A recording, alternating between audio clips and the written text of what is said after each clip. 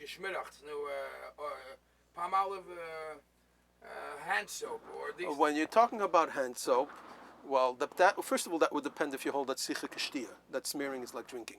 If you hold that sicha kashtia, then if there's Yisure Ana in there, things you're not allowed to benefit from, like Basa B'chalav, then you have a problem. That's why they're giving a hechsher? I don't know that's why they're giving a hechsher, because I don't know. I'm not. The question becomes, do you hold sicha kashtia? It's a discussion I'm not going to get into now. The other issue is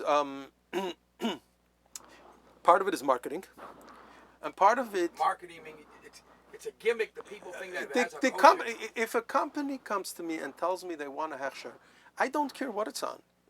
If it's kosher, I'll provide them with a hechsher. Why shouldn't I? If they feel that it will sell their product, I'm willing to go with it as long as it's not something that's contrary to halacha and to the law. Why not provide the hechsher? First of all, it reinforces the kosher market. I believe that's a positive. And if the guy feels it will sell his product, what's wrong? It also enables me to promote kashrus in other areas. So I believe it's a positive. Are there any items that you could help us tell us? You hear me? Yeah. That don't need a hechsher. If I end up in Kathmandu, or me and you have been to shlichus in some places that in Schweiz Yar, and we get hungry. Is there are besides fruits and vegetables? Besides fruits and vegetables, well, if you have raw fish that has the fins and scales, doesn't need a hechsher. When you're talking about manufactured food items, hard to say. It would be different if you're in the U.S. versus whether you're in other parts of the world. Salt, sugars. Salt, if it's iodized, I believe needs a hechsher. Sugar in America probably does not need a hechsher. In America, it's in the industry we call it a Group 1 item. What is Group 1 mean? Group 1 means that it's Actually, Rabbi Goldstein mentioned it. Group 1 is an innocuous item that is inherently kosher. Water from a tap is a Group 1. Sugar is treated as a Group 1. The truth is, even for Pesach, it's treated as a Group 1. As far as I know, we haven't done much Pesach productions.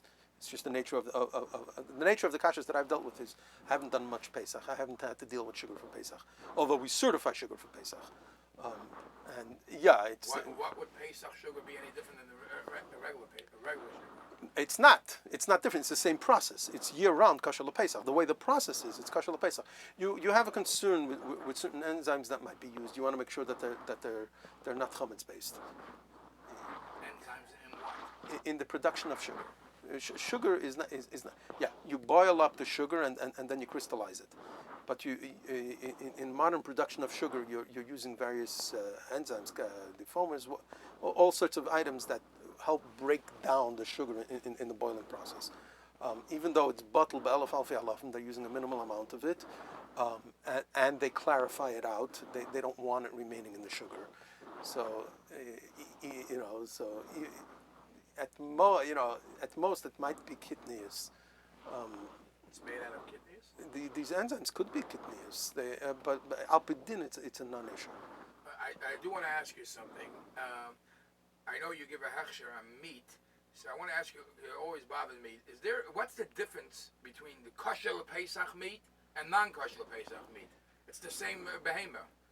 What changes 2-3 weeks before Pesach and the meat becomes kosher Pesach? Well, the meat that I'm involved with, is there a general question? And what makes a meat a certain time? Could I buy meat Tevis time and keep it for Pesach? I can't answer that question. No, I understand, but you see what I understand. Isn't chicken all year round kosher Pesach? Is there any reason why it should not be? Is there any ingredient that they use all year around that would be questionable for Pesach? Does it make sense what I'm saying? It makes sense what you're saying. It's hard for me to answer that question. Because part of it is the only thing I'm thinking is maybe they're not allowing sandwiches in there. No. The USD. If you walked in with a sandwich, the USDA would have your head. So what is it? Part of it is making sure the equipment is clean, and part of it is that clean from what? Pesach thing. What? You know, first of all, Yisrael Kadoshim Him. And even though certain things that you don't have to clean for Pesach, we clean for Pesach anyway. You tell me they're doing a kashering from Pesach. I don't know if they're kashening or not necessarily. To be honest, they're probably producing kosher Pesach year round. But I'm not going to make a statement that all the meat is kosher Pesach. I only know the one facility that I go into. And at what point? At a certain point, they're starting kosher. I don't know. I haven't looked into why they don't. Well, part of it is marketing, to be honest. But part of it is they might be more careful. They might be. What makes kosher Pesach? No. The difference would be in cold cuts and things like that. Would be a very big difference. Over there, they put in ingredients that are not. Yeah, over there there might be ingredients. I don't know what they do. I don't give a hechsher on that stuff. Right. I'm giving a hechsher on raw meat. So my raw meat is essentially kosher Pesach year round. I'm not telling you that it's kosher Pesach, but it's essentially kosher Pesach year round. You want to be Messiah maybe with an interesting, funny story, that happened, experience, and maybe something that somebody called up and wanted a hechsher about something either completely treif, maybe, or a weirdest funny experience that will make people laugh. Now you put me on the spot.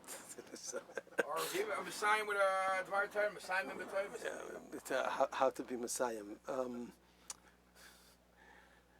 Or a bracha. It's a lot to learn.